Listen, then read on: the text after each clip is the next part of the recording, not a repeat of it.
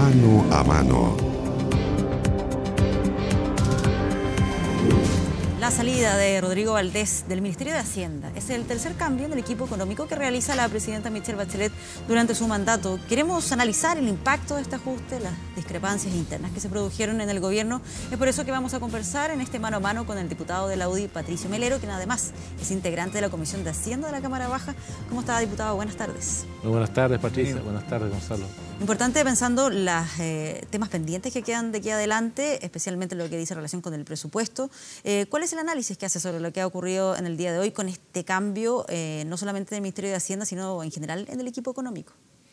Mira, yo voy a ser honesto, yo tenía la esperanza de que esto no iba a ocurrir, pero ocurrió. Y sin duda que es una mala noticia, porque un equipo económico no es fácil de reemplazarlo. Acá no es solamente la salida del ministro de Hacienda, sino que también el de Economía y también del subsecretario. Son tres cargos relevantes que salen en un momento final del gobierno, a 6 meses de su término, con una reforma previsional en desarrollo, con un presupuesto que tiene que entregarse al Congreso en un mes más y que deja en evidencia algo que hace rato se venía enfrentando al interior del gobierno, que para ponerlo en términos gruesos era una postura, si tú quieres, más cuidadosa con el gasto fiscal, más pro crecimiento, buscando más los parámetros de fomentar la inversión en Chile, de dar más garantías para recuperar confianzas, y otro sector que le asignaba menos importancia al tema del crecimiento y tenía unas sensibilidades distintas, más pro medioambientalistas, más pro derechos sociales, aunque no tuviera muy claro por cómo se financiaba. Y esa pugna estuvo siempre presente, la vimos en las historias de Rodrigo Valdés, el ministro de Hacienda, con Jimena Rincón, las vimos después con la ministra actual, Alejandra Krause, en trabajo, con motivo de la reforma laboral. No era un tema nuevo, Patricia y Gonzalo, esta pugna de dos visiones, ¿no? ¿Por qué cree usted que esto revienta ahora, cuando falta poco para el final del gobierno? Ok, hay un hecho concreto que es el asunto de Dominga y todo lo que ya hemos hablado bastante, pero ¿usted cree que es eso o acá había otro tema de fondo que en definitiva lo gatilla en este momento? Yo creo que se confabulan tres factores. Primero, un gobierno muy impopular y con una presidenta con baja adhesión y por consiguiente de término, con una nueva mayoría que se termina como proyecto político y no hay ya los afectos y los lazos que habían antes, con ministros, por ejemplo, que son parte de la democracia cristiana, como Céspedes, que claramente tienen un candidato propio y están aparte, un quiebre de la coalición de gobierno. Y en tercer lugar, sin duda, el factor del proyecto de la mina Dominga y todo lo que eso significó, dejó en evidencia una suerte de desaveniencia autocontenida al interior del gabinete, en que, claro, Rodrigo Valdés y Céspedes habían tenido varios gallitos en el pasado y se detonan ahora. Y en vez de tener el respaldo de la presidenta de la presidenta de la República no los respalda. Yo he estado viendo los antecedentes. Hasta anoche el ministro Valdés esperaba algún gesto de la presidenta y no hubo gesto, sino que hubo más bien una reafirmación de las otras corrientes al interior del gabinete. ¿Puede que no haya existido ese respaldo de la presidenta Michelle Bachelet por la forma en que se dieron estas discrepancias, el modo en que se manifestaron estos cuestionamientos? Lo digo por el ministro de Economía, por ejemplo, que se para de esa votación, se va de esa reunión, no vota. Los cuestionamientos que hizo después el subsecretario de Hacienda, Alejandro Mico, hicieron públicas estas quejas en vez de tratarlas de manera interna. Es verdad, pero también se habían hecho públicas las discrepancias en la votación original de Dominga, en que tú te recordarás que los secretarios ministeriales estaban mitad y mitad y hubo una instrucción clara al intendente y lo resolvió políticamente. Hubo un consejo de ministros también dividido, improvisado, que con 3 días de anticipación recién toman una decisión que tenía gran importancia para el país. Subyace en toda esta crisis, yo diría, una desprolijidad en el gobierno en la forma de enfrentar sus decisiones públicas más relevantes, una falta de afiatamiento político y una falta de conducción y de liderazgo de la presidenta. Y lo que te dije antes, o sea, también un gobierno que siente que ya cada día tiene más problemas, que cada día le queda menos para gobernar y pareciera ser que la disposición de los miembros que forman parte del gobierno de autocontenerse es menor que la que cuando tú tienes un gobierno muy popular, muy fuerte y con mucha fuerza. Diputado. Estas cosas pasan, es un poco el síndrome del pato cojo que se llama, ¿no? De Sí. un gobernante que ya está terminando. Bueno, nadie puede taparse los ojos para ver que evidentemente este gobierno va a terminar con poca aprobación, respaldo, al menos en los números y en las cifras, que su coalición tampoco va a quedar en buen pie. Pero la elección hay que ganarla. Partamos de esa base. En los números, el expresidente Piñera tiene la ventaja. Pero ¿no le preocupa a usted un exceso de expectativas que se pueda generar otra vez? Recuerde que en el primer gobierno del presidente Piñera tuvieron ese problema y que él lo reconoció en algún momento, que se generó mucha expectativa con el asunto del gobierno de los mejores, de que iban a prescindir de la política, en fin, solo por enumerar un problema. Pero no vaya a ocurrir que ahora nuevamente se generen expectativas de que nosotros sí lo vamos a hacer bien, nosotros sí vamos a mejorar todo, y está difícil manejar para cualquiera que gane este país. Es muy buena tu reflexión y tu pregunta, Gonzalo, porque sin duda, primero la elección hay que ganarla, y el propio Sebastián Piñera y quienes lo estamos apoyando somos muy cautos en esa materia, y no hay ningún triunfalismo, hay mucho trabajo, mucha dedicación en explicarle a los chilenos lo que queremos, lo que anhelamos, lo que planteamos, nuestro programa de gobierno. El expresidente Piñera está prácticamente todos los días dando a conocer una política pública distinta. Así que en eso estamos totalmente de acuerdo. Ahora, ¿qué es lo que hay a favor nuestro? Yo diría dos cosas distintas a la vez anterior. Primero, la experiencia de Sebastián Piñera de haber sido presidente de Chile y de no volver a tropezar con la misma piedra o con los errores que cometió. Y él está muy consciente en eso. Yo siento de verdad que hoy día Sebastián Piñera es mejor persona, es más humilde, escucha más, está más cercano y más consciente y autocrítico de sus propios errores. Y por consiguiente, este es un tema que hemos conversado y que él además lo ha expresado públicamente de la forma como tiene que enfrentar los desafíos que está. Y por eso mismo, si ustedes se fijan, en sus propuestas de gobierno es muy cauto, es muy responsable de no plantear cosas que no tenga la seguridad de que va a poder cumplir, que tengan financiamiento adecuado, que tengan el respaldo para poder llevarlas adelante. Y con todo, convengamos que si él llega a gobernar, va a heredar una pesada mochila de retroceso en el país, de alto endeudamiento, el más alto que ha tenido Chile en décadas, más de del orden de 35.000 millones de dólares de pura deuda, con un presupuesto muy amarrado, más del 90% del presupuesto comprometido y algunas de sus partidas comprometidas por décadas, como en el caso de la educación, bueno, con una cesantía alta y sobre todo lo que yo percibo, déjame terminarte esta idea, lo que yo percibo en mis conversaciones con la gente, lo que genera hoy día mayor intención de voto hacia Sebastián Piñera es el anhelo de que se vuelvan a hacer las cosas bien. El anhelo de que las políticas públicas, las reformas que hay que hacerlas, porque Piñera no va a ser un antirreformista, va a ser un gran reformista, pero en buen sentido, en políticas públicas bien pensadas, y no lo que hemos visto acá, reformas tributarias que se hacen y al año siguiente hay que enmendarlas. Y ese anhelo de la gente es lo que yo percibo muy fuerte. Los errores propios, diputado, porque no todo fue perfecto. Sí. De hecho, hoy día se dio a conocer la cifra del censo. Recordemos que en el otro se gastó un montón de plata y hubo que rectificarlo. También usted lo señalaba, o sea, también hacer un list de todas las cosas que sí resultaron, las que no resultaron, y si se gana, bueno, tratar de hacerlo mejor. Eso es evidente. Sí, pues que vamos a hacer, y el expresidente Piñera está muy consciente de los errores que se pueden haber cometido en su gobierno, muy consciente de que no puede jugar con las expectativas. Por ejemplo, el tema de la delincuencia. Nosotros reconocimos, y él mismo, Sebastián Piñera, reconoció que en esa materia, cuando se dijo vamos a terminar con la puerta giratoria y todo, generamos expectativas mayores. Después nos dimos cuenta que había un enorme grado de dificultad y que además enfrentar el tema de la puerta giratoria, Patricia, no solamente es un tema del gobierno, sino que también tienen que colaborar los fiscales y los jueces que muchas veces no colaboran en esta materia. Piñera bajó el índice de victimización en forma importante de 38 a 32.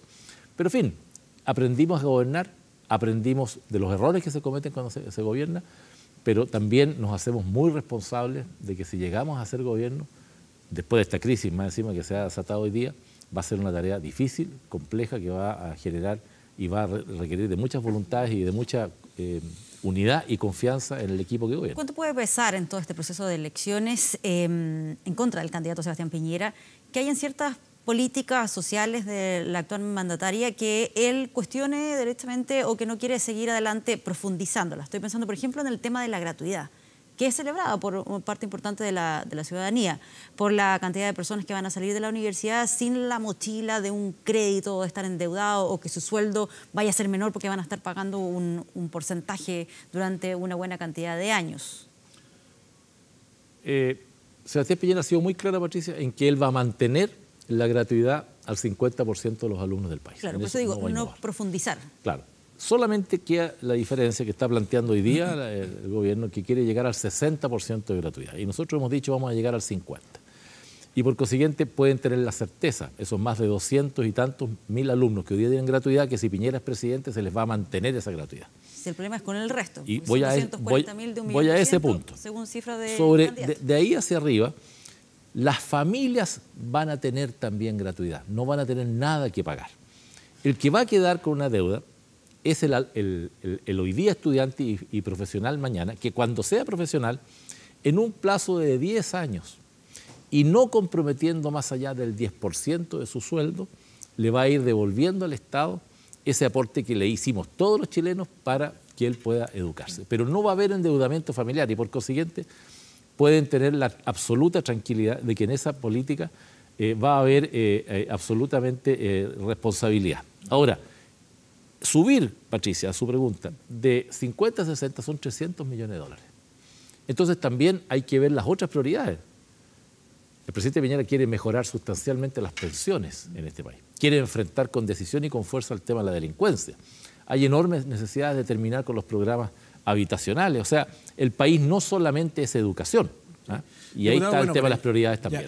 Ya hablaremos más en torno a ese proyecto del candidato Sebastián Piñera, pero volvamos al tema de la noticia de hoy, sí, que en definitiva es esta salida del equipo económico. Vuelve la dupla que ya estuvo con el expresidente Ricardo Lagos, Rodríguez Grossi, Nicolás Izaguirre. ¿Qué opinión tiene de ese binomio que ya tuvo una prueba y en un gobierno más largo, estuvieron 6 años? ¿Cómo evalúa usted esa dupla y, en definitiva, qué expectativa tiene de lo que hagan en el cierre de este gobierno? Yo creo que tiene el beneficio, Gonzalo, de que entran personas que ya dirigieron esas carteras, ¿no? Izaguirre fue ministro de Hacienda en el gobierno del presidente Lagos y Rodríguez también, ¿no? En el mismo gobierno del presidente Lagos, sí, y hoy día presidente del Banco Estado. Son personas que tienen conocimiento de sus carteras. Ahora, ellos fueron ministros en tiempos distintos. No es lo mismo ser ministro de Hacienda en el gobierno del presidente Lagos que hacerlo hoy día. Ha pasado harta agua bajo el puente. Y más aún, hoy día con una escasez de recursos muy grande, con un endeudamiento muy alto y con un presupuesto muy amarrado a una serie de compromisos sociales que el mismo gobierno ha hecho. Entonces, Izaguirre va a enfrentar la discusión del presupuesto con los dados bastante echados. El presupuesto está prácticamente construido a esta altura, tiene que entrar en un mes más. ¿Qué es lo que quiero sí señalar? El riesgo de Izaguirre va a estar en un año de elecciones, a la presión que va a sufrir de probablemente aumentar el gasto en materias que los candidatos de los partidos de ex nueva mayoría le exijan para tratar de ganar la elección. Y vamos a ver la capacidad de Izaguirre de cuidar las platas de todos los chilenos o si va a endeudar más al país para tratar de, en un último aliento populista y responsable desde mi punto de vista, de aflojar la billetera con tal de generar algún beneficio de esa naturaleza. Yo espero muy sinceramente que no lo haga. Yo creo que Izaguirre fue un ministro de Hacienda serio. Le voy a preguntar, bajo esa mirada de la responsabilidad que usted dice que le preocupa, ¿le da entonces cierta seguridad o confianza al menos el que hayan sido ministros de Ricardo Lagos? No, yo más que de haber sido de Ricardo Lagos, yo creo que son personas que saben que no pueden hacer cosas que después terminan perjudicando a la gente más humilde del país. O sea, el populismo, los gastos sin respaldo, los derechos sociales hay que financiarlos y la garantía que yo percibo es que ellos deben, y yo creo que tienen ese sentido de responsabilidad. ¿Cuál es mi preocupación? Que como la nueva mayoría está quebrada, como hay una suerte de desesperación al interior de ellos, como tienen 2 candidaturas presidenciales, y para ser franco, ninguna de las 2 flota mucho, entonces quieran meter una suerte de inyección de iniciativas de leyes y de gastos o de acciones que pretendan reflotar una candidatura presidencial que está bastante debilitada. Por ahí va el riesgo, yo espero que mis palabras se las lleve el viento, que nada de esto sea realidad, pero si hay un riesgo, lo veo por ahí. Sí, me queda una sola duda. Todavía queda el proceso del Tribunal Ambiental de la minera Dominga. Si eso se revirtiera, tal vez empezaría nuevamente este proceso y a lo mejor habría una decisión que tomar durante la administración de Sebastián Piñera si es que él gana las elecciones. ¿Habría sido más cómodo que esto se resolviera ahora? Yo creo, Patricia, que cuando está por delante el bien común de un país, cuando hay legislación que permite un equilibrio entre lo que es el progreso y el desarrollo económico y el debido resguardo de los elementos medioambientales que están involucrados, la protección de la fauna, la protección de la flora, la protección del aire, de los suelos, de las aguas, yo creo que es perfectamente posible tener un equilibrio. No puede ser que nosotros planteemos un futuro del país en una visión de hacer un congelamiento de todo y pretender que el medio ambiente no va a ser en nada afectado y no hagamos entonces ninguna inversión ni hidroeléctrica ni minera, porque todas algún grado de contaminación tienen. ¿Cuál es el punto? Se lo pregunto puntualmente por un aspecto. ¿Es en la misma zona donde se iban a instalar barrancones? Que es lo que finalmente... Un poco más al norte, ¿no? Fue, claro, pero en la comuna de La Higuera, que es lo que finalmente no se concretó por este llamado telefónico que hizo Sebastián Piñera en ese momento como presidente.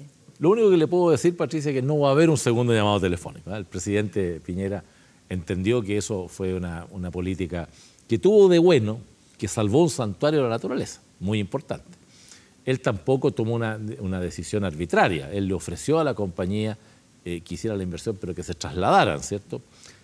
Podría haberse hecho de mejor forma, ¿no? Pasar a llevar a toda la institucionalidad. Está muy bien. Yo creo que no. Esa será una de las lecciones aprendidas. Sebastián Piñera no pone, Gonzalo, eso en los tics de las cosas bien armadas desde el punto de vista de la administración. Igual lo defiende, según lo que vimos en los debates. ¿Él? Claro. Él defiende su decisión desde el punto de vista de que salvó un santuario de la naturaleza y que le ofreció a la empresa una alternativa. Pero no es el procedimiento. Y yo al menos tengo una visión crítica en ese aspecto. Y estoy seguro que si a él le tocara resolver Dominga, no lo va a resolver de esa manera y lo va a resolver respetando lo que la ley marco del medio ambiente establece y los procedimientos en esta materia genera. Muy bien, diputado Melero, gracias por venir hoy. Gracias a usted, Gonzalo. Gracias, Patricia. Gracias por acompañarnos.